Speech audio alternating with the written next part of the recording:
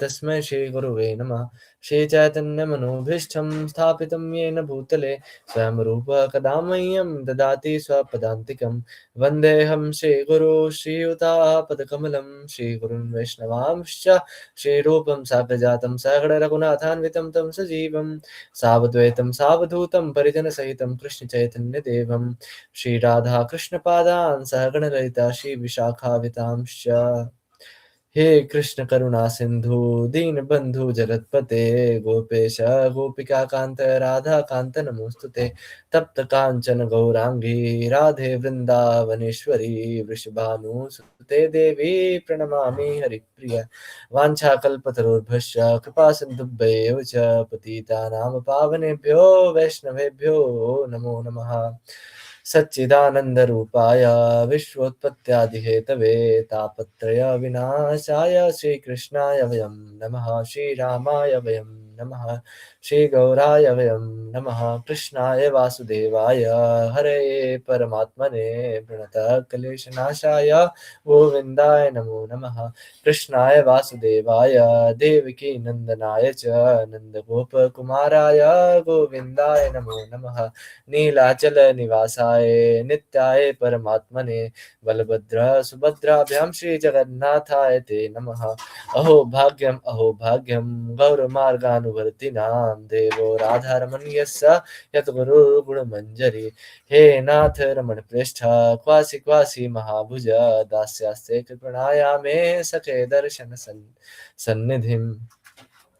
जय श्री कृष्ण चैतन्य प्रभु नित्यानंद श्री अद्वैत गदाधर शिवासादि गौर भक्त वृंद। हरे कृष्णा कृष्ण कृष्णा हरे हरे हरे राम राम राम हरे हरे। श्री श्री राधा रमण लाल की जय।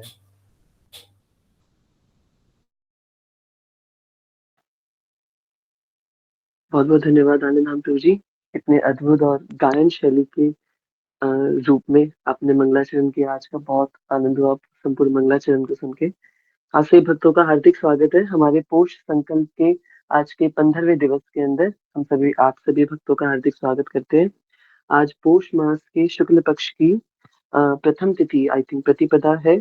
तिथि के अनुसार अगर हम देखें तो पोष की आज प्रतिपदा तिथि है। हाँ बिल्कुल ठीक बात है। तो पोष मास के शुक्ल पक्ष की प्रतिपदा तिथि है। पूर्णिमा वाले दिन शुरू हो गए और अमावस्या वाले दिनों का विश्राम हुआ। कल अमावस्या थी। यूं तो कल ही प्रथम तिथि थी, पर अमावस्या की तिथि कल तक एक्सटेंडेड थी, इसलिए आज पहली तिथि मानी गई है। प्रतिपदा तिथि आज मानी गई है। तो शुक्ल पक्ष की प्रथम तिथि आज है 21 दिसंबर को। तो और आज एक बहुत पतित पावन दिन भी है। आज एक बहुत बहुत बहुत सुंदर दिवस भी है। तो आज हम उन आचार्य पर चर्चा करने वाले हैं। विशेषतः आज का सत्र कुछ और था। आज के सत्र के वक्ता भी कोई और थे और आज के सत्र का विषय भी एक बहुत सुंदर बाईजी के ऊपर था, बहुत सुंदर भक्ता के ऊपर था। तो परंतु जब आज देखिए आज एक और लीला घटित हुई। पूरे 9 बजे तक आज के जो वक्ता थे, मेरी उनसे बात हो गई थी कि वो सत्र लेने वाले हैं और पूरा उन्होंने प्रैक्टिस भी कर लिया अच्छे से कि वो सत्र ले रहे हैं। सब कुछ उन्होंने तैयारी कर रखी थी। 9 बजे तक यही डिसाइडेड था कि आज हम उन पे सत्र लेने वाले हैं। पर ये एक बार फिर से ठाकुर जी ने प्रमाण दे दिया कि हमारे ये सत्र को स्वयं भगवान भी किसी न किसी रूप को धारण करके ठाकुर जी भी इस ऑनलाइन मीटिंग में ज्वाइन होते हैं और वो हमारी एक एक बात सुनते हैं, अच्छे से सुनते हैं। तो आज 8 से 9 की हमारी भक्ति विक्षा क्लास थी, संडे भक्ति विक्षा थी।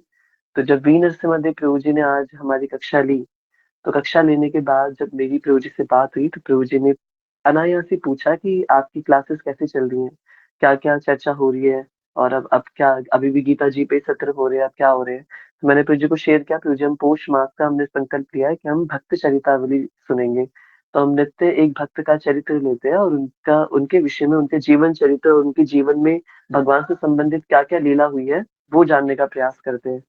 तो प्रभु जी को बहुत आनंद हुआ, बहुत सुख मिला। तो प्रभु जी ने मुझे आज्ञा दी कि ठीक है फिर तो आप आज इन पर विषय लो, आज आप इन पर चर्चा करो। तो प्रभु जी की आज्ञा मिल गई। तो मुझे हुआ कि ठीक है, हमने ऑलरेडी कुछ और डिसाइड कर रखा था, बट स्वयं वीनू से प्रभु जी ने एक आज्ञा करी कि आज इन पर आपको चर्चा करनी चाहिए। तो इससे मुझे फिर से फ़ील हुआ कि हम जो सोचते हैं एक्चुअली वो नहीं होता। यहाँ जो ठाकुर जी सोचते हैं वो होता है। जो ठाकुर जी को सुनना है, जो स्तुति ठाकुर जी को सुननी है, यहाँ पे वो होता है। तो इसलिए आज बिल्कुल एंड मोमेंट पे जस्ट 1 घंटे पहले ही सेशन से ये सत्र चेंज हुआ जब मेरी 9 बजे प्रभु जी से बात हुई। तो आज हम किन पे चर्चा करने वाले हैं? आप लोगों ने विषय पढ़ा होगा, आज हम चर्चा करने वाले हैं श्रीपाद लोचन दास ठाकुर जी पर। शायद बहुत कम आप में से बहुत कम ही भक्तों ने उनका नाम श्रवण किया होगा, जो वृंदावन धाम गए हैं और वृंदावन धाम जाकर के जो जिन्होंने राधा दामोदर मंदिर और श्री राधा गोकुलानंद मंदिर में दर्शन किए हैं, वो अवश्य इस नाम से परिचित होंगे, श्रीपाद लोचन दास ठाकुर। बहुत विशेष भक्त है। आज क्या है? आज पोष मास के शुक्ल पक्ष की प्रतिपदा तिथि है और लोचन दास ठाकुर जी का क्या है? आज लोचन दास ठाकुर जी का आविर्भाव दिवस है, आज उनका अपीयरेंस डे है। आज ही के दिन वो प्रकट हुए थे, आज ही के दिन वो जन्मे थे, श्रीपाद लोचन दास ठाकुर। तो इसलिए आज उनका आविर्भाव महोत्सव होने के कारण प्रभु जी ने आज ऐसी आज्ञा करी कि आपकी जो ये भक्त चरितावली जो चर्चा चल रही है, इस पे आज आप उन्हीं पे चर्चा करो। यूं तो रोज किन्हीं वैष्णवों का आविर्भाव तिरुभाव होता है, हमें वैसे उन पर ही चर्चा करनी चाहिए।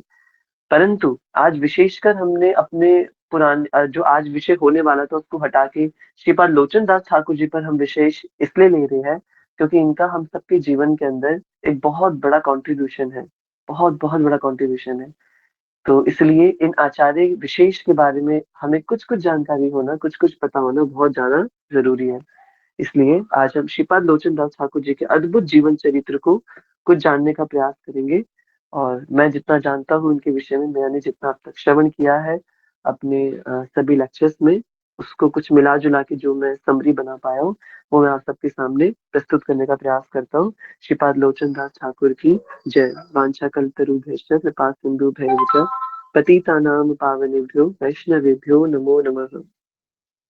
तो अभी कुछ दिन पूर्व हमारे भक्त, हमारे जम्मू वाले प्रभु जी, हमारे अनुभव प्रभु जी के द्वारा एक बहुत सुंदर सत्र लिया गया था, एक बहुत अद्भुत वैष्णव चरित्र के ऊपर, और वो मेरे ख्याल से 2 दिन तक वो सत्र चला था। क्या आप ये बताना चाहेंगे कि वो सत्र किन आचार्य पर था, किन वैष्णव पर था, जो अनुभव प्रभु जी ने लिया था? क्योंकि आज का सत्र थोड़ा, हम अगर नाम रिलेट कर पाएंगे ना तो हमें चीजें समझ में आएंगी। यस प्राणेश प्रभु जी। प्रभु जी, अगर मैं गलत नहीं हूँ तो श्रीला रघुनंदन ठाकुर जी के ऊपर। हाँ बिल्कुल बिल्कुल ठीक बात है। जय जय जय हरि। बस 1 मिनट दीजिएगा।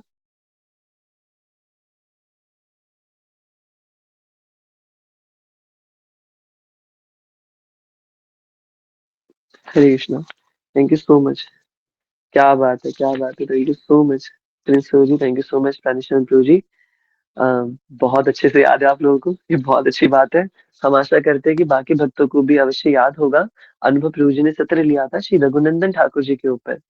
और रघुनंदन ठाकुर कौन है? कंदर्प मंजरी है। प्रिया जी ने हमें बताया था उस समय पर कि ये कंदर्प मंजरी है, और भगवान के माधुर्य रूप में कंदर्प मंजरी है, और प्रिय नर्म सखा है, और इन सखा का नाम है उज्जवल, उज्जवल सखा। ठाकुर जी के प्रिय नर्म सखा है। तो उस समय पे हमने श्रीपाद रघुनंदन ठाकुर जी के विषय में हमने जाना था। और रघुनंदन ठाकुर के पिता का नाम, जैसे अभी प्रिय कृष्ण प्रभु ने बताया, श्री मुकुंद दास जी, मुकुंद ठाकुर जी उनके पिता का नाम था। और मुकुंद दास जी के पुत्र थे रघुनंदन ठाकुर। तो सत्र में हमने एक बात और जानी थी कि श्री मुकुंद दास जी जिनके पुत्र थे रघुनंदन ठाकुर, वो 3 भाई थे। किसी को याद है 3 भाई कौन थे? भैया एक तो नरहरि सरकार भी थे, नरहरि ठाकुर जी। नरहरि सरकार, ठीक है। एक मुकुंद और दास जी थे जो मुकुंद, रघुनंदन ठाकुर जी के पिता है। और और एक का एक और नाम भाई है उनके, किन्हीं और को अगर हरी हरी, बहुत सुंदर। अनुभव को तो याद ही होगा, तो अनुभव ने सेशन लिया था। तो माधव दास जी, मुकुंद दास जी, माधव दास जी और श्रीपाद नरहरि सरकार, ये 3 भाई है। और उनमें जो मुकुंद दास जी थे वो राज्य वैद्य थे, और उनके पुत्र थे रघुनंदन ठाकुर। और रघुनंदन ठाकुर जी का हमने चरित्र पूरा सुना उस समय पर, कैसे कैसे उनकी पूरी चरितावली रही, उनका गोलोक में क्या स्थान है, माधुर्य भाव में क्या है, वो सब कुछ उस समय पर जाना था। ये सारे नाम मैं आप लोगों को रिवाइज इसलिए करवा रहा हूँ ताकि अब जब दोबारा दोबारा आप वो नाम सुनेंगे, चैतन्य लीला जब हम चिंतन करेंगे, तो वो नाम कनेक्ट हो सके। है ना? और जब हम वृंदावन धाम जाएंगे और जब हम इन आचार्यों के बारे में पढ़ेंगे, सुनेंगे, इनकी समाधियों पर जाएंगे, तो उस समय अब समझ में आएंगे कि हाँ, ये वो आचार्य हैं जिनके बारे में हमने श्रवण किया था। तो ये तीन भाई थे, मुकुंद दास जी, माधव दास जी और नरहरि सरकार। तो जो श्रीपाद नरहरि सरकार है, मैंने उस समय पर कहा था कि ये भी बहुत बड़े वैष्णव है हमारे पूरी गौड़े वैष्णव प्रणाली के। तो आज नरहरि सरकार का क्यों हम बात कर रहे हैं, उनका क्या रोल है? श्रीपाद नरहरि सरकार जी के ही शिष्य थे हमारे श्रीपाद लोचन दास ठाकुर, जिनका आज आविर्भाव दिवस है। तो इस तरीके से आप कनेक्ट कर सकते हैं। श्रीपाद नरहरि सरकार के शिष्य थे श्री लोचन दास ठाकुर। कौन थे लोचन दास ठाकुर? ये लोचन दास ठाकुर जी महाराज सन 1520 ईस्वी के अंदर, 1520 एडी, एडी वाला मैं आपको बता रहा हूँ, भारतीय गणना के अनुसार ये थोड़ा और आप इसमें 86 और 76 ईयर्स आप जोड़ देंगे तो वो एग्जैक्ट गणना हो जाएगी संवत्सर वर्ष के अनुसार। बट अभी की करंट कैलकुलेशन के अकॉर्डिंग 1520 एडी में इनका प्राकट्य हुआ। और चैतन्य महाप्रभु से लगभग लगभग, अगर मैं गलत नहीं हूँ तो शायद 33 से 34 वर्ष ये छोटे थे, 33 से 34 वर्ष छोटे थे चैतन्य महाप्रभु से। तो ऑलमोस्ट 33 से 34 वर्ष, क्योंकि सन 1486 1486 ईस्वी में श्रीमन चैतन्य महाप्रभु का प्राकट्य हुआ था। और 1520 के अंदर, 1520 में श्रीपाद लोचन दास ठाकुर जी का आविर्भाव हुआ। तो ऑलमोस्ट ऑलमोस्ट 34 ईयर्स हो गए। तो लोचन दास ठाकुर चैतन्य महाप्रभु से 34 वर्ष छोटे थे, है ना? और महाप्रभु की 49 वर्षों की लीला है पूरी। तो इसका मतलब लोचन दास ठाकुर जी का जब प्राकट्य हुआ तब महाप्रभु धराधाम पे थे 1520 ईस्वी के अंदर। और कहाँ प्राकट्य हुआ लोचन दास ठाकुर का? पश्चिम बंगाल में, वही कटवा स्थान पर, क्योंकि नरहरि सरकार और रघुनंदन ठाकुर जी का चरित्र सुन रखा है आप लोगों ने। तो आपको याद होगा कि वर्धमान और कटवा के बीच में जो रेलवे लाइन जा रही है, उस रेलवे लाइन के पास में एक क्षेत्र आता है श्रीखंड क्षेत्र। तो श्रीखंड क्षेत्र के पास में ही एक छोटा सा गांव है, मान नाम है उस गांव का। बहुत छोटा सा गांव है, कहीं कहीं उसका वर्णन मिलता है, कहीं कहीं नहीं मिलता। तो मैं आपको जस्ट जो मैंने श्रवण करा है मैं उसके आधार पे बता रहा हूँ। मेरे पास अभी कोई ग्रंथ नहीं है जो जिसके आधार पे मैं आपको बता सकूं, परंतु जो मैंने श्रवण करा है बस वो बता पा रहा हूँ। तो श्रीखंड क्षेत्र के पास में ही वो गांव है और उस गांव में उनका प्राकट्य हुआ श्रीपाद लोचन दास ठाकुर जी का। और ये अपने पेरेंट्स के सिंगल चाइल्ड थे, एकमात्र पुत्र थे इनका, कोई और अन्य भाई और अन्य कोई बहन नहीं थे। और अपने माता पिता की ये एकमात्र संतान थे। इनके माता पिता विशेष रूप से इनकी जो माता जी है, माता जी का नाम था सदानंद और सदानंदे, इनकी माता जी का नाम था। और पिताजी का नाम था श्रीपाद कमलाकर दास, श्रीपाद कमलाकर दास। तो कमलाकर दास और सदानंदी माता का नाम। उनके ये एकमात्र पुत्र थे लोचन दास ठाकुर। और दोनों जो दंपति थे श्रीपाद कमलाकर दास और सदानंदी माता जी, इन दोनों की बहुत तपस्या थी और उनका खूब प्रताप आत्मबल था, जिसकी कृपा से लोचन दास ठाकुर जी का आविर्भाव हुआ। उनकी यही वांछा थी कि उनको एक ही पुत्र की प्राप्ति हो, परंतु वो पुत्र ऐसा हो जो महाप्रभु की सेवा में रत हो सके, जो हरिनाम की सेवा में रत हो सके। तो ऐसी वांछा करते हुए सदानंदी मैया और श्रीपाद कमलाकर दास जी ने भगवान से खूब खूब प्रार्थनाएं और अपने नाम जप को समर्पित करा, और तब जाके उनको ये पुत्र रतन की प्राप्ति हुई जो थे श्रीपाद लोचन दास ठाकुर। तो सन 1520 में उनका आविर्भाव हुआ। माता जी का नाम, पिताजी का नाम हमने जान लिया। कहाँ जन्म हुआ? श्रीखंड क्षेत्र के पास में इनका जन्म हुआ, जो कि पश्चिम बंगाल में है। श्रीखंड क्षेत्र वही क्षेत्र है जहाँ रघुनंदन ठाकुर जी का भी प्राकट्य हुआ था। ठीक है, तो आप स्टोरी को कनेक्ट कर सकते हैं आपस के सारे पात्रों को। तो श्रीपाद लोचन दास ठाकुर बचपन से ही खूब भक्ति भाव वाले और महाप्रभु के प्रति उनका स्वतः आकर्षण था, क्योंकि माता पिता ने महाप्रभु की सेवा में रत होने वाला बालक मांगा था। तो वही चेतना उनके माता पिता से उनको प्राप्त हुई। इसलिए श्रीपाद लोचन दास ठाकुर बचपन से ही महाप्रभु के प्रति उनका स्वतः आकर्षण था। तो बहुत सुंदर इनका चरित्र। धीरे धीरे लोचन दास ठाकुर बड़े होते हैं। इनके नाम की भी बड़ी महिमा है कि इनका नाम लोचन ही क्यों रखा गया। लोचन दास ये जो नाम है, ये तो वैसे मूलतः इनका दीक्षित नाम है। कि लोचन दास बचपन का नाम किसी ग्रंथ में यदि वर्णित हो तो मुझे पता नहीं क्या नाम है, परंतु इसकी भी लीला है कि उनका नाम लोचन दास ठाकुर ही क्यों है। तो मैंने आपको बताया कि उनके गुरु कौन है, श्री नरहरि सरकार। जो कि रघुनंदन ठाकुर जी की ताऊश्री है। तो नरहरि सरकार द्वारा जब इनकी दीक्षा हुई तो इनको नाम मिला लोचन दास ठाकुर। इसका सबसे बड़ा कारण, दो कारण है। एक कारण तो ये है कि गुरु तो जानते हैं आपका स्वरूप क्या है गोलोक वृंदावन के अंदर। तो ये जो हमारे लोचन दास ठाकुर जी है, ये गोलोक वृंदावन में श्रीमती राधा रानी के पक्ष वाली सखी है। श्रीमती राधा रानी के स्वकीय और परकीय पक्ष होते हैं ना, तो श्रीमती राधा रानी के पक्ष वाली सखी है और इनका नाम है लोचन सखी। तो क्योंकि गोलोक वृंदावन में ये लोचन सखी है, इसकी वजह से इनको नाम मिला लोचन दास। और दूसरी बात, लोचन का एक अर्थ होता है आंखें, नयन। आंखों का समानार्थक शब्द है लोचन। तो लोचन नाम इसलिए भी पड़ा कि लोचन दास ठाकुर जी को वो नेत्र प्राप्त थे जिन नेत्रों से वो चैतन्य महाप्रभु का वास्तविक स्वरूप दर्शन कर सकते थे। इनको वो लोचन प्राप्त थे, इसके कारण इनका नाम मिला लोचन दास ठाकुर। तो श्रीमन चैतन्य महाप्रभु की हृदय की जो वांछा है, हृदय की जो वांछा है, जो कि किसने जानी है? रूप गोस्वामी ने जानी है। श्रीमन चैतन्य महाप्रभु की हृदय की वांछा किसने जानी? रूप गोस्वामी ने जानी। अभी आनंद धाम प्रभु जी ने जो मंगलाचरण पढ़ा उसमें उन्होंने श्लोक बोला, श्री चैतन्य मनोभीष्टम स्थापितम येन भूतले। श्रीमन चैतन्य महाप्रभु के मन के अभीष्ट को, मन की इच्छा को स्थापितम येन भूतले, जिसने इस भूतल पर स्थापित किया है। जिस आचार्य ने श्रीमन चैतन्य महाप्रभु की मन की इच्छा को इस भूतल पर स्थापित करा है, इस भूतल पर स्थापित करने का मतलब है उसको एस्टैब्लिश किया है। क्या है श्रीमन चैतन्य महाप्रभु की वांछा? कि पृथ्वी ते आछे नगर आदि ग्राम सर्वत्र प्रचार होई बे मोरो नाम। कि इस पृथ्वी के नगर नगर, गांव गांव, गली गली, शहर शहर, हर एक जगह पर सर्वत्र प्रचार हुई वो मोर नाम। एक एक जगह पर बंगाल में प्रकट हुए महाप्रभु का आज पूरे जगत के अंदर प्रचार हो रहा है। श्रीमन चैतन्य महाप्रभु का संपूर्ण जगत में लोग उनको, उनका नाम जप कर रहे हैं।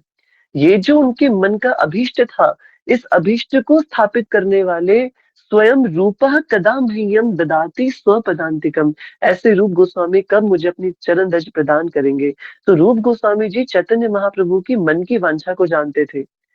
और नरहरि सरकार को ये पता था कि रूप गोस्वामी जी चैतन्य महाप्रभु की मन की बात को जानते हैं और लोचन दास ठाकुर साक्षात श्रीमन चैतन्य महाप्रभु के दर्शन को जानते हैं। तो जब रूप गोस्वामी जी की आज्ञा से लोचन दास ठाकुर को मौका मिलेगा चैतन्य महाप्रभु के विषय में कुछ लिखने का, तो ये सब कुछ सही लिख देंगे। जैसे व्यास देव जी को दिव्य दृष्टि प्रदान थी और वो दिव्य दृष्टि उन्हें संजय को प्रदान की, और संजय ने संपूर्ण भगवत गीता और महाभारत का व्याख्यान धृतराष्ट्र को सुनाया, उसी प्रकार से वो दिव्य नेत्र लोचन दास ठाकुर को बचपन से ही प्राप्त थे। इस कारण से इनका नाम पड़ा श्रीपाद लोचन दास ठाकुर। तो लोचन दास ठाकुर बड़े होते हैं, बाल्यकाल में ही इनका विवाह हो जाता है। बाल्यकाल में ही, प्राचीन भारतीय परंपरा के अनुसार बाल्यकाल में ही बालक को निष्ठ रखने के लिए एक स्त्री के प्रति, ताकि वो बहु नायिका वल्लभ भगवान की तरह अपने आप को बनाने का प्रयास ना करे, तो इस कारण से प्राचीन भारतीय पद्धति के अनुसार बचपन में ही बालकों को निष्ठ कर दिया जाता था उनके साथी के प्रति। तो इनका बाल्यकाल में ही विवाह हो गया, परंतु नियम ये था कि जब तक बालक व्यस्क ना हो जाए और जिस बालिका से विवाह हुआ है वो भी व्यस्क ना हो जाए, तब तक बालिका का गौना नहीं होगा, विदाई नहीं होगी। इसलिए विवाह तो हो गया था, परंतु इनको पता नहीं था क्योंकि बाल्यकाल में विवाह हुआ। तो बड़े होते हैं लोचन दास ठाकुर, बड़े होकर के श्रीखंड क्षेत्र में इनका काफी आना जाना था। श्रीखंड क्षेत्र में जाकर के इनकी नरहरि सरकार ठाकुर जी से मुलाकात होती है, इनसे भेंट होती है। नरहरि ठाकुर जी से ये बहुत आकर्षित होते हैं, बहुत प्रभावित होते हैं, उनसे दीक्षा की याचना करते हैं और नरहरि सरकार के ये शिष्य बन जाते हैं, श्रीपाद लोचन दास ठाकुर। और नरहरि ठाकुर जी के शिष्य बनने के बाद उनकी आज्ञा अनुसार श्रीमन महाप्रभु की प्रेमा भक्ति और हरे कृष्ण महामंत्र के नाम जप में रत हो जाते हैं। खूब आनंद से ये नवद्वीप के स्थान स्थान घूमते हैं, नदिया के हर एक स्थान पे जाते हैं और महाप्रभु की लीलाओं को श्रवण करते हैं। इनको बहुत अच्छा लगता था चैतन्य महाप्रभु ने यहाँ पे क्या किया, यहाँ क्या किया। क्योंकि जब ये बड़े हो रहे थे उस समय पे महाप्रभु जी जगन्नाथपुरी में थे, तो महाप्रभु की खूब लीलाओं को श्रवण करा करते थे कि अच्छा महाप्रभु ने यहाँ पे ये करा, यहाँ ये, यहाँ उनका प्राकट्य हुआ, यहाँ उनकी ये लीला स्थली है। ये जा जाके खूब श्रवण किया करते थे। तो ऐसे उनका बाल्यकाल बीता, बड़े हुए और बड़े होते गए और खूब आनंद से अपने भक्ति में जीवन को जी रहे थे। एकदम अपना इनका जीवन बहुत आनंद से चल रहा था। इनका जिस बालिका से विवाह हुआ, उस बालिका के पिता को चिंता हुई कि श्री नरहरि सरकार तो अब पूरी तरीके से भक्ति में रत हो चुके हैं। तो अब ये मेरी पुत्री व्यस्क हो गई है, अब समय आ गया है कि मैं अपनी पुत्री की विदाई कर दूं। अब लोचन दास ठाकुर हमारे गांव आकर के इसको लेके जाए, अपने घर पे रखे। तो उनके जो पिताजी है, बालिका के पिताजी आते हैं नरहरि सरकार के पास, उनके गुरु के पास, और कहते हैं कि आपके शिष्य लोचन दास ठाकुर से मेरी पुत्री का विवाह हुआ था बाल्यकाल में। आप उनको आज्ञा करिए कि वो हमारे गांव आके अब मेरी पुत्री को स्वीकार करें, उनको लेकर के जाए। तो नरहरि सरकार ये बात जानते थे कि लोचन दास ठाकुर तो विरक्त वैष्णव है, परंतु फिर भी नरहरि सरकार ने लोचन दास ठाकुर को आज्ञा करी कि पुत्र जाओ और अपनी भार्या को ग्रहण करके अपने स्थान पर लेकर के आओ। तो वैसे तो नरहरि सरकार किसी भी प्रकार के भौतिक संबंध और भौतिक संबंधों के प्रति लेश मात्र उनका आकर्षण नहीं था, क्योंकि पूर्णतः अपने आप को रत कर चुके थे ठाकुर जी की सेवा में, महाप्रभु के नाम संकीर्तन में। फिर भी गुरु की आज्ञा थी, तो इसलिए गुरु की आज्ञा से वो अपने भार्या को लेने के लिए उनके गांव जाते हैं। अब क्योंकि इतने वर्ष हो गए थे वहां गए हुए, तो उनको पता नहीं होता कि उनका घर कौन सा है और वो दिखती कैसे है, वो उनका घर कौन सा है। तो जब गाँव पहुँचते हैं तो घर ढूँढने लगते हैं, घर नहीं मिलता। वहीं एक माताजी की एक स्त्री के दर्शन होते हैं, तो लोचन दास ठाकुर उनसे निवेदन करते हैं कि माताजी क्या कृपया आप मुझे अपने ससुर का नाम बोल के कहते हैं कि आप इनके घर तक मुझे ले जाएँगे? तो माताजी कहती हैं बिल्कुल प्रभु जी, मैं आपको अवश्य ले जाती हूँ। तो उनके संग में लोचन दास ठाकुर वहाँ अपने ससुर जी के घर पहुँचते हैं। और वहां जाकर के जैसे ही वो अपने ससुर जी के घर पे पहुंचते हैं, वहां जाकर के उनको पता चलता है कि जो स्त्री उनको उस घर तक लेकर के आई है, वो और कोई नहीं बल्कि वो लोचन दास ठाकुर जी की भार्या है। वही उनकी पत्नी है, जो उनको उनके ससुर के घर तक लेके आई थी। वही उनके ससुर की पुत्री है, यानी उनकी भार्या है। जब लोचन दास ठाकुर को ये बात पता चलती है कि ये मुझे यहाँ तक लेकर के आई हैं और मैंने शुरुआत में इनको माता कह के संबोधित कर दिया था, अपनी ही भार्या को माता कह के संबोधित कर दिया था। तो अब क्योंकि मैंने इनको माता कह के संबोधित कर दिया है, तो अब मैं इनसे पारिवारिक संबंध कैसे रख सकता हूँ? इसलिए लोचन दास ठाकुर उनको स्वीकार करके अपने स्थान पे अपने गाँव लेकर के आ जाते हैं, परंतु संपूर्ण जीवन उनको फिर माता की दृष्टि से ही देखते हैं। और क्योंकि वो बालिका भी खूब भक्ति भाव वाली होती है, खूब अपने मन को स्थिर रखने वाली होती हैं, तो लोचन दास ठाकुर जी के उस प्रेमा भक्ति से प्रभावित होकर के वो भी आजीवन भगवत भक्ति में रत रहती हैं। और लोचन दास ठाकुर, यूँ तो उनका विवाह हो चुका था, परंतु फिर भी अपनी भार्या को माता कहने के कारण आजीवन वो उनको माता की दृष्टि से ही देखते हैं। तो ये उनके एक जीवन का एक बड़ा रोचक प्रसंग है, जो बहुत प्रभावित करने वाला है। एक बार उन्होंने बस अपनी भार्या को माता कह दिया, वो भी अनजाने में, और उससे उनका पूरा मूड चेंज हो गया, प्रभाव बदल गया। आगे चल के श्रीपाद लोचन दास ठाकुर कई-कई लीलाओं को श्रवण कर रहे होते हैं। जब उनका चैतन्य महाप्रभु की लीलाओं को श्रवण करने का अभ्यास बहुत बढ़ जाता है, तो उनके गुरु श्री नरहरि सरकार उनको आज्ञा करते हैं कि मेरी इच्छा है कि आप श्रीमन चैतन्य महाप्रभु पर एक ग्रंथ की रचना करिए। क्योंकि आप इतना सुंदर महाप्रभु की चर्चा करते हैं, उनके बारे में इतना सुनते हैं, तो आप जो सुनते हैं आप उसको लिखा करिए और श्रीमन चैतन्य महाप्रभु के ऊपर एक ग्रंथ की रचना करिए। लोचन दास ठाकुर अपने गुरु के वचनानुसार एक बहुत सुंदर ग्रंथ की रचना करते हैं। जो कुछ उन्होंने महाप्रभु के विषय में सुना, पढ़ा, लिखा होता है, वो सब कुछ वो उस ग्रंथ के अंदर सम्मिलित कर देते हैं और उस ग्रंथ को नाम देते हैं श्री चैतन्य मंगल। उस ग्रंथ का नाम होता है श्री चैतन्य मंगल। तो जब वो पूरा ग्रंथ लिख लेते हैं और उस ग्रंथ को नाम दे देते हैं, तो अपने गुरुदेव के पास लेकर के आते हैं कि हे श्री नरहरि सरकार गुरुदेव, आप इसको प्रसादी कर दीजिए। तो नरहरि सरकार जब देखते हैं चैतन्य मंगल ग्रंथ को, बहुत प्रसन्न होते हैं, बहुत खुश होते हैं। परंतु नरहरि सरकार क्योंकि श्रेष्ठ वैष्णव है, और एक वैष्णव की पहचान ही यही है कि वो कभी भी अपने आप से कुछ नहीं करेगा, वो हमेशा दूसरों से ही करवाएगा। तो श्रीपाद नरहरि सरकार उनको आज्ञा करते हैं कि ये मैं प्रसादी नहीं करूँगा, आप जाइए श्रीपाद वृंदावन दास ठाकुर जी के पास और उनसे जाकर के ये प्रसादी करवाइए। अब बहुत ध्यान से श्रवण करिए, कौन है वृंदावन दास ठाकुर? वृंदावन दास ठाकुर और कोई नहीं बल्कि साक्षात श्री वेद व्यास जी है। श्री कृष्ण द्वापायन व्यास वेद व्यास जी ही चैतन्य महाप्रभु की लीला में अपना विस्तार करके वृंदावन दास ठाकुर नाम के आचार्य के रूप में प्रकट होते हैं। तो वेद व्यास जी कौन है? जिन्होंने महाभारत और संपूर्ण श्रीमद् भागवतम का प्राकट्य किया। जो हम पूरी भागवत सप्ताह आज हम सुनते हैं, जो 12 स्कंदों वाली 18,000 श्लोकों वाली जो श्रीमद् भागवतम है, उस संपूर्ण श्रीमद् भागवतम को लिखने वाले हमारे वेद व्यास जी हैं। तो इस कलयुग के अंदर चैतन्य लीला में वेद व्यास जी ही वृंदावन दास ठाकुर के रूप में प्रकट होते हैं।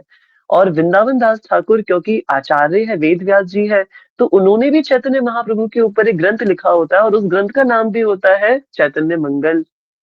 तो जब हमारे श्रीपाद लोचन दास ठाकुर अपने द्वारा लिखे हुए चैतन्य मंगल ग्रंथ को श्रीपाद वृंदावन दास ठाकुर जी के पास लेकर के आते हैं और उनसे कहते हैं कि हे आचार्यवर, मैंने ये ग्रंथ लिखा है महाप्रभु के ऊपर, आप कृपया इसको पढ़ के इसको प्रसादी कर दीजिए।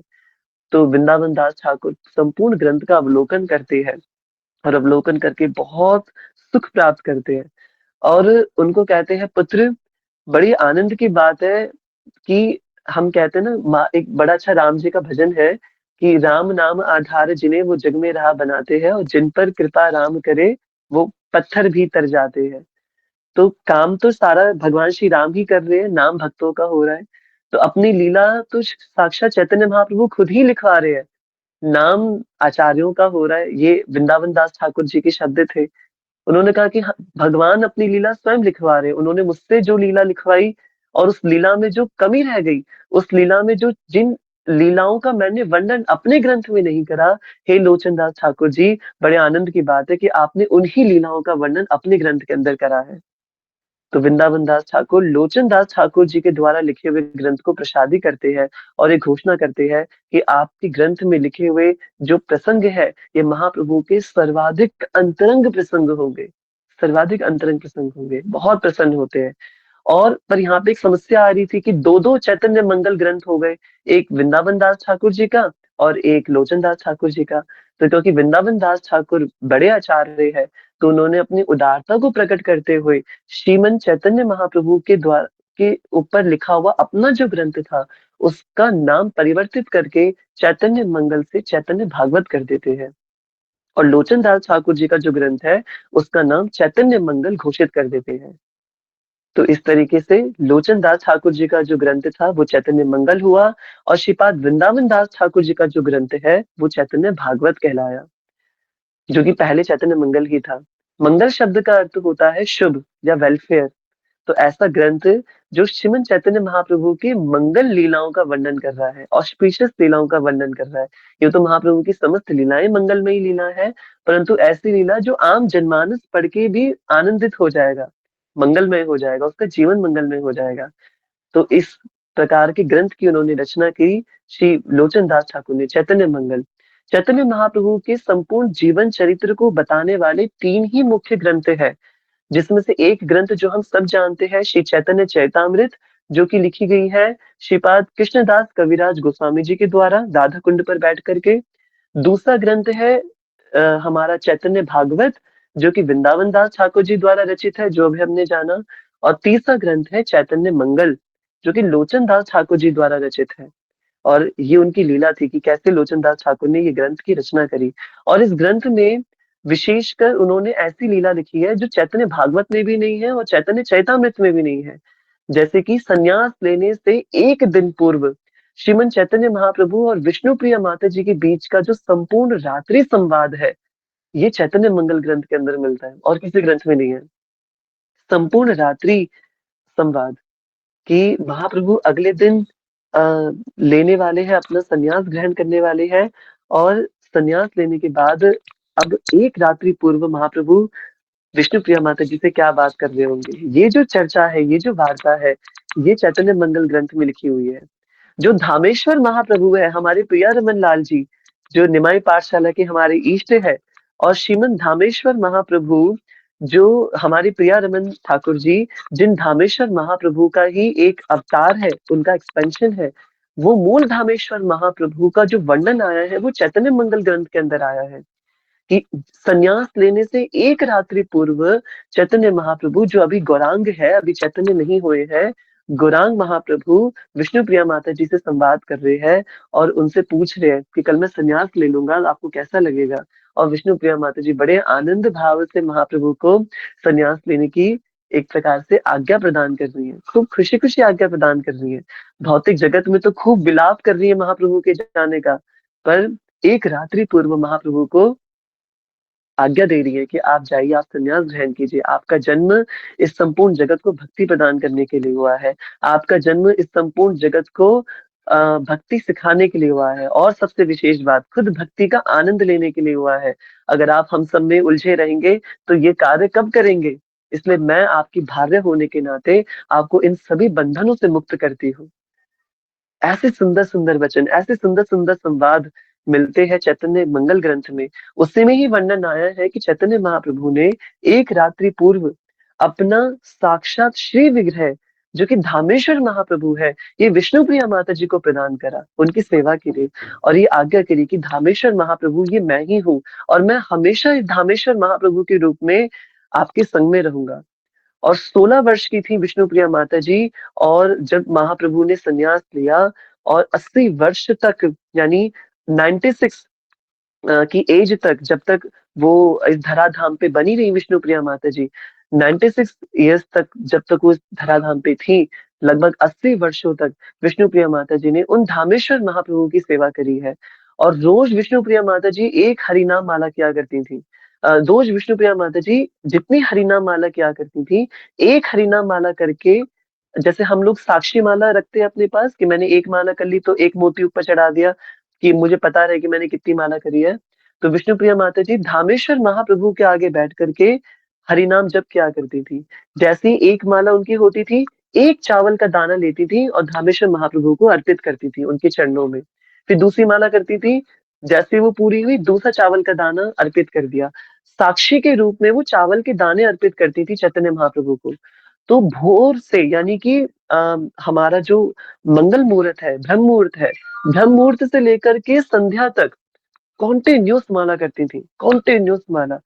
ब्रह्म मुहूर्त से लेकर के संध्या तक जितनी माला विष्णु प्रिया माता जी ने करी, उतने चावल वहां जमा हो जाते थे चैतन्य महाप्रभु के चरणों में, और उतने ही चावलों को लेकर के और उन्हीं को पका करके रात्रि में प्रसाद पाती थी, वो पा करके और विश्राम करती थी।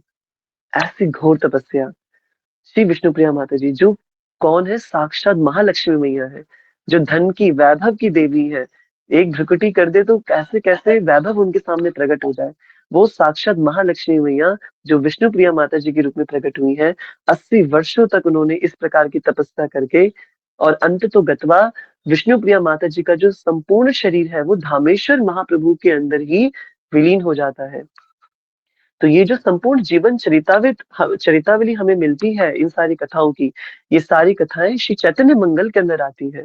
ये धामेश्वर महाप्रभु की जो कथा है, ये चैतन्य मंगल के अंदर आती है।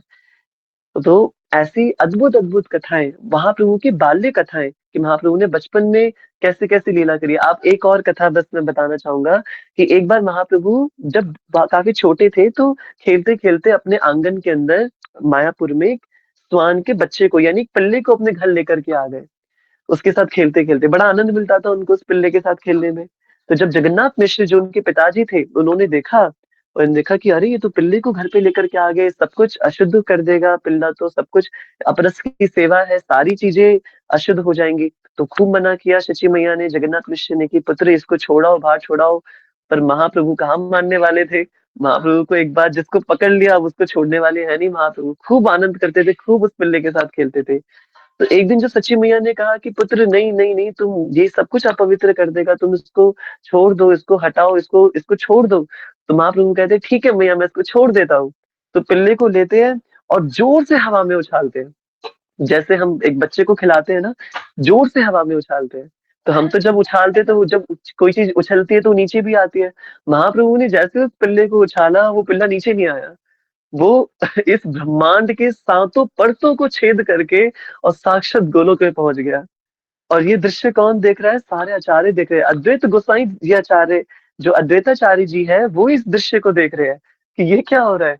ब्रह्मा जी ऊपर सत्य लोक में बैठ करके इस दृश्य को देख रहे हैं कि हे राधा रमन लाल, ये क्या हो रहा है। एक पिल्ला, सारा शरीर बिना मृत्यु के, बिना मृत्यु के, अपना बिना शरीर छोड़े इस ब्रह्मांड की सातों परतों को छेद करके और गोलोक में पधार रहा है।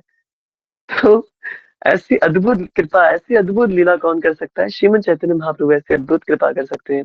त्रिशंखु नामक राजा हुआ था इक्ष्वाकु वंश के अंदर, उसने इच्छा प्रकट की थी कि मुझे सशरीर स्वर्ग में जाना है। और उसकी इच्छा को प्रकट करने के लिए विश्वामित्र मुनि ने कितने कितने जतन करे, कितने ही जतन करे सिर्फ स्वर्ग में भेजने के लिए। और महाप्रभु ने यहाँ इस एक पिल्ले को हवा में उछाला और ब्रह्मांड की सारे काम, क्रोध, लोभ, मोह, मद, मात्सर्यता सारी परतों को छेद करके, हमारे तीनों सूक्ष्म शरीर, हमारा स्थूल शरीर, सारे तत्वों को छेद करके इस ब्रह्मांड के सारे परतों को हटा करके और सीधे गोलोक में पहुंच गया। इस लीला का भी वर्णन कहाँ आता है? श्री चैतन्य मंगल नामक ग्रंथ में आता है। तो ऐसी अद्भुत अद्भुत लीला श्री चैतन्य मंगल ग्रंथ में लिखी हुई है। लोचन दास ठाकुर जी को इन लीलाओं के बारे में कैसे पता चला? तो उनको पता चला मुरारी गुप्त नामक एक भक्त से। अब ये मुरारी गुप्त कौन थे? तो हमारे आशीष प्रभु जी कभी सत्र लेंगे मुरारी गुप्त के ऊपर। अब क्यों आशीष प्रभु जी क्यों सत्र लेंगे? क्योंकि मुरारी गुप्त और कोई नहीं बल्कि चैतन्य महाप्रभु की लीला में हनुमान जी का विस्तार है। हनुमान जी ही चैतन्य महाप्रभु की लीला के अंदर मुरारी गुप्त बन के प्रकट होते हैं। तो महाप्रभु जहां संपूर्ण नदियां के अंदर कृष्ण बोलो हरि बोलो बोलते हैं, वहीं महाप्रभु की नगरी में रहने वाले मुरारी गुप्त को जब बोलते हैं ना कि कृष्ण बोलो, तो मुरारी गुप्त रोने लगते हैं, नहीं नहीं मैं कृष्ण नहीं बोलूंगा, मैं कृष्ण नहीं बोलूंगा। क्यों नहीं बोलूंगा आप कृष्ण? वो बोलते हैं मैं राम बोलूंगा, मैं राम बोलूंगा, मैं राम बोलूंगा। तो ये मुरारी गुप्त और कोई नहीं, ये साक्षात हनुमान जी का एक्सपेंशन है, ये साक्षात हनुमान जी है। तो मुरारी गुप्त द्वारा रचित एक पुस्तिका थी जिसमें उन्होंने महाप्रभु के बाल्यकाल की लीलाओं का वर्णन किया था। उन संस्कृत के श्लोकों को पढ़ पढ़ के श्रीमन लोचन दास ठाकुर जी द्वारा ये ग्रंथ लिखा गया, जो कि था चैतन्य मंगल। ये चैतन्य मंगल ग्रंथ मूलतः 4 खंडों में विभाजित है। सबसे पहला है सूत्र खंड, फिर है आदि खंड, फिर है मध्यमा खंड और अंत में है शेष खंड। तो ये 4 खंडों में ये पूरा ग्रंथ लिखा हुआ है चैतन्य मंगल का।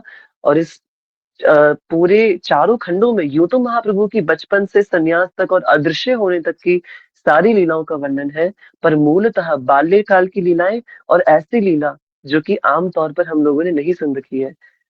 तो आप जब नवदीप जाएंगे, मायापुर जाएंगे और वहां जो लीला श्रवण करेंगे कि ये धामेश्वर महाप्रभु है और यहाँ ये लीला हुई, यहाँ ये लीला हुई, ये सारी लीला चैतन्य मंगल ग्रंथ से उद्धृत की हुई है।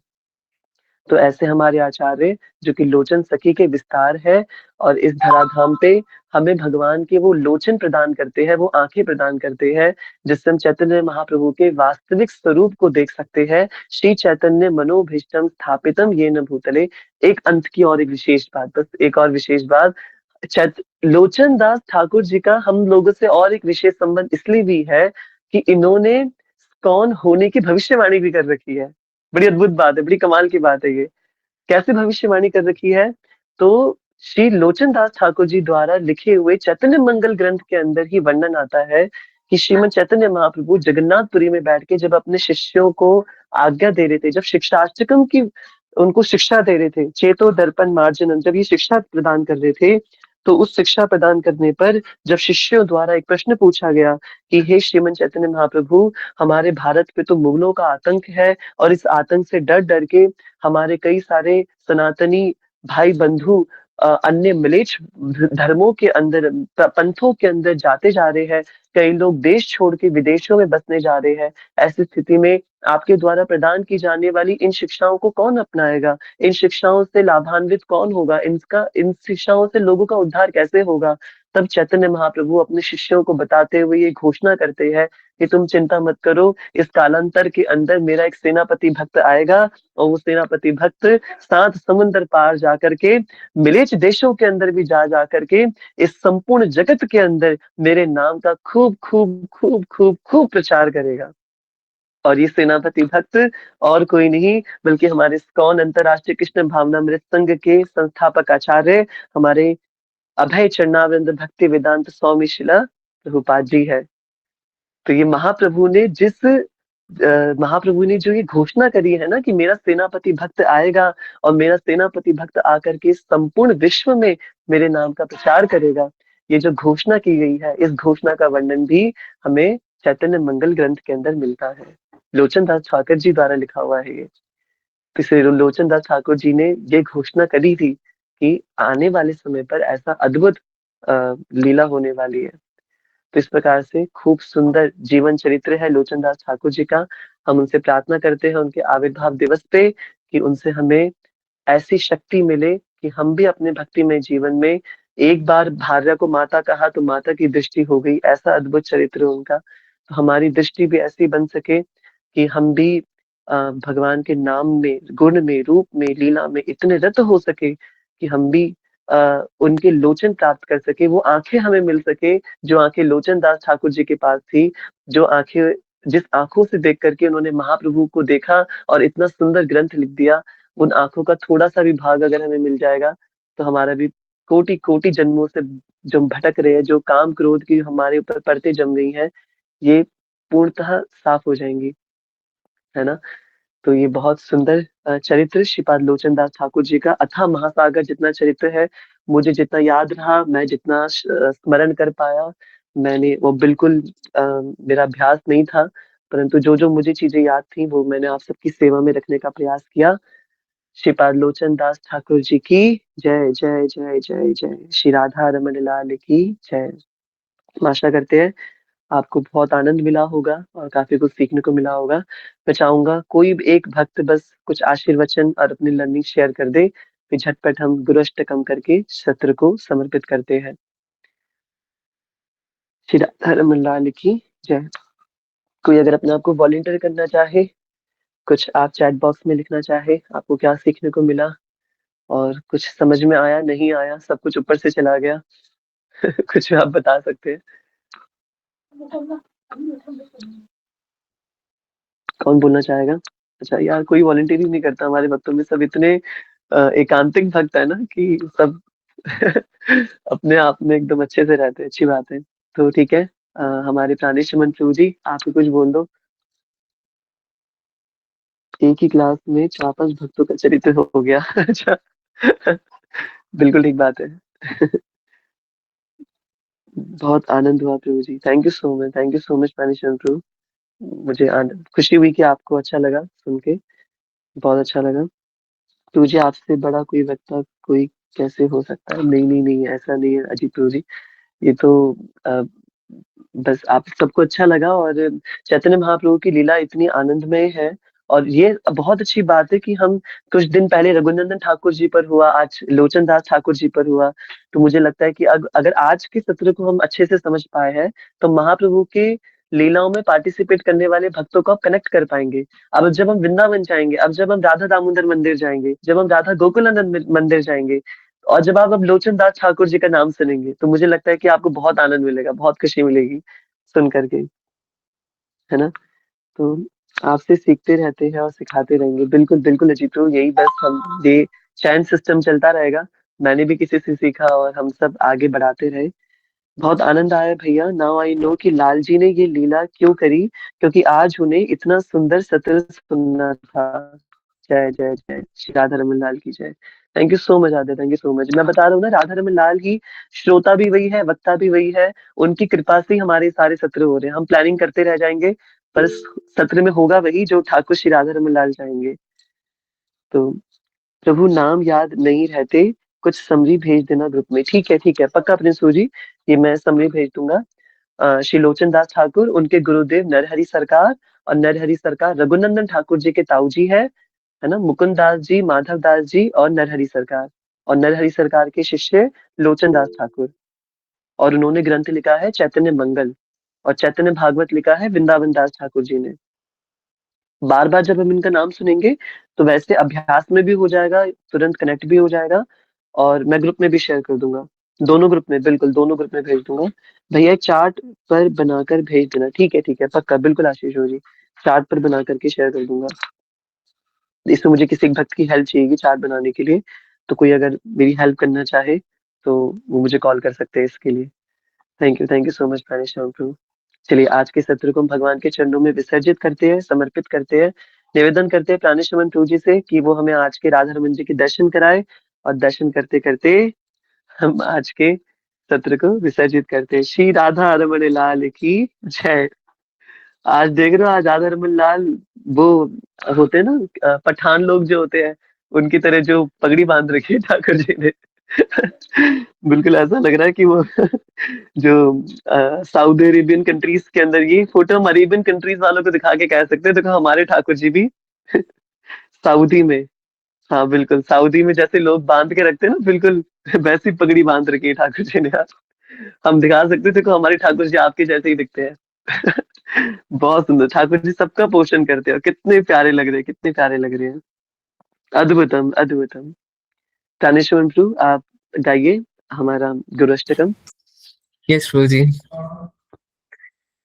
संसार दावा नललीढ लोका त्राणाय कारुण्या घना घना त्वां प्राप्तस्य कल्याण गुणर्णवस्य वन्दे गुरु श्रीचरणारविन्दम् महाप्रभु कीर्तन नित्य गीता वादित्र माध्यान मनसोरसेना रोमांच कंपा श्रुतरंग भाजो वंदे गुरु श्री चरणारविंदम श्री विग्रह आराधन नित्य नाना शृङ्गारतान्मन्दिरमार्जनादु युक्तस्य भक्तां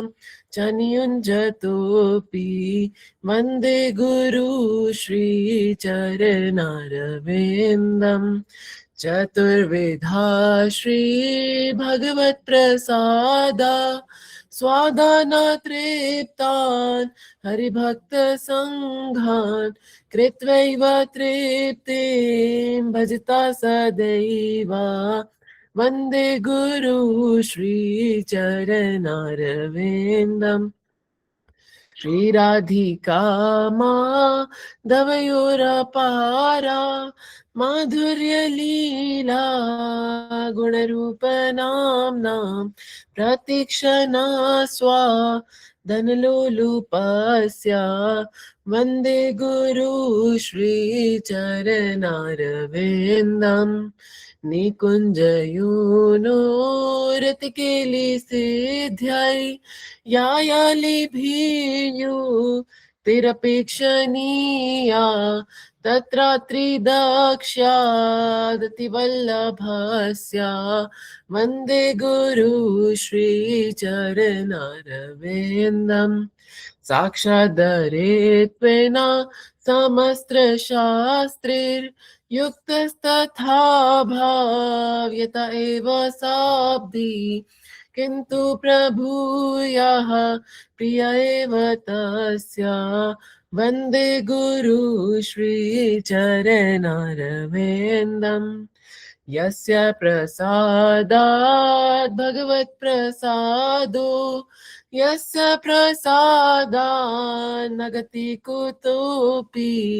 ध्यायान्तु वां तस्य यस्य स्त्रीसन्ध्यां वन्दे गुरु श्रीचरणारविन्दम् वन्दे गुरु श्रीचरणारविन्दम् वन्दे गुरु श्रीचरणारविन्दम् वन्दे गुरु श्रीचरणारविन्दम् वन्दे गुरु श्रीचरणारविन्दम् जय जय गुरुदेव गुरुदेव गुरुदेव जय जय गुरुदेव जय जय गुरुमा गुरुमा जय जय गुरुमा निताय गौरा हरि बोल हरि बोल हरि बोल निताय गौर हरि बोल। श्री राधा रमण लाल की जय, श्री सद्गुरुदेव भगवान की जय, श्री लोचन ठाकुर महाराज की जय। श्री वृंदावन धाम की जय जय जय श्री राधे श्याम। सबको मिले श्री वृंदावन धाम। श्री वृंदावन रमण बिहारी लाल की जय। रमण परिकर के सारे भक्तों की जय। ऐसे ही भक्तों का हृदय से खूब खूब आभार और धन्यवाद। आप सब इतने स्थिरता पूर्वक आते हैं और इतने अच्छे श्रोता है आप सब। सब एक दूसरे को इतने अच्छे से सुनते हैं। आप सभी ऐसे ही आते रहिए। हमारे संकल्प बहुत आनंद से पूरे हो रहे हैं। कल मिलेंगे एक बहुत सुंदर सत्र के साथ। अब मैं कमिटमेंट नहीं कर रहा क्योंकि राधा रमन लाल कमिटमेंट तोड़वाने पे रहते हैं हमेशा। तो राधा रमन लाल जाने अब कल कौन लेगा और क्या बोला जाएगा, जो ठाकुर जी आज्ञा करेंगे। पर बहुत सुंदर वक्ता के द्वारा बहुत सुंदर सत्र होगा, अवश्य होगा। तो आप सब अवश्य आइएगा। तब तक के लिए आप सभी का हृदय से धन्यवाद। अनाउंसमेंट्स याद रखिएगा। 31 को हमारा संकीर्तन है प्रिय कृष्ण प्रभु जी के घर पे, और इसके